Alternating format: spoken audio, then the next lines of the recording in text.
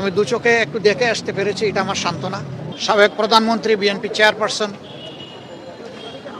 4 দলীয় এবং 20 দলীয় জোটের নেত্রী বেগম খালেদা জিয়া, তিনি গুরুতর অসুস্থ অবস্থায় আছেন। এর আগেও তিনি এসেছেন বহুবার, কিন্তু এবারকার মতো এত সংকটজনক পরিস্থিতি এর আগে তৈরি হয়নি। আমি ধৈর্য ধরছিলাম, দোয়া করছিলাম বাইরে থেকে, এবং ধারণা ছিল যে এখানে এসে ডিস্টার্ব না করি।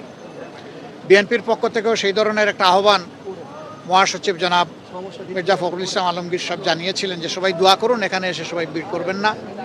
এখানে ওনারও চিকিৎসা বিঘ্নিত হচ্ছে, আরও রোগীদের চিকিৎসা বিঘ্নিত হচ্ছে। কিন্তু আজকে আর কোনোভাবে মনকে বুঝাতে পারিনি, এই জন্য আসলাম। আমি ওনাকে দেখে এসেছি। এখন ওনার ডায়ালাইসিস চলছে এবং তিনি আসলে ডিপ সিডেশনেই আছেন। সারা দুনিয়ার মানুষের সাথে আমরাও দোয়া করি, আল্লাহ তাআলা ওনাকে সুস্থতার নিয়ামত দান করুন। তিনি সুস্থ হয়ে আবার ফিরে আসেন এবং জাতির খেদমতে বাকি জিন্দগিটা উনি যাতে কাটাতে পারেন, সেই দোয়া করি। সুস্থতাও আল্লাহর নিয়ামত, অসুস্থতাও আল্লাহর নিয়ামত।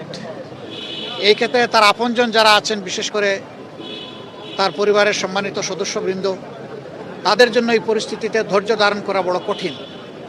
আমরা আল্লাহ তাআলার দরবারে দোয়া করি তারা যেন ধৈর্যের সাথে এই পরিস্থিতি মোকাবেলা করতে পারেন এবং আল্লাহর উপর তারাও যেন পূর্ণ ভরসা করতে পারেন। আল্লাহ তাআলার হাতে সব কিছুই আছে।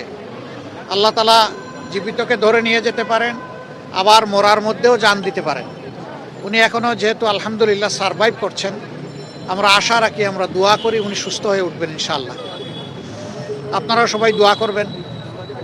আর এখানে হসপিটালের যে ডিসিপ্লিন, এটার ক্ষেত্রে আমাদের কারোই ব্রেক করা উচিত না। আমি মাত্র 1.5 মিনিট সময় সেখানে দাঁড়িয়েছি। আমার কর্তব্য নিষ্ঠা আমাকে বলেছে যে তোমার সুযোগ থাকলেও দীর্ঘক্ষণ এখানে দাঁড়ানো উচিত নয়।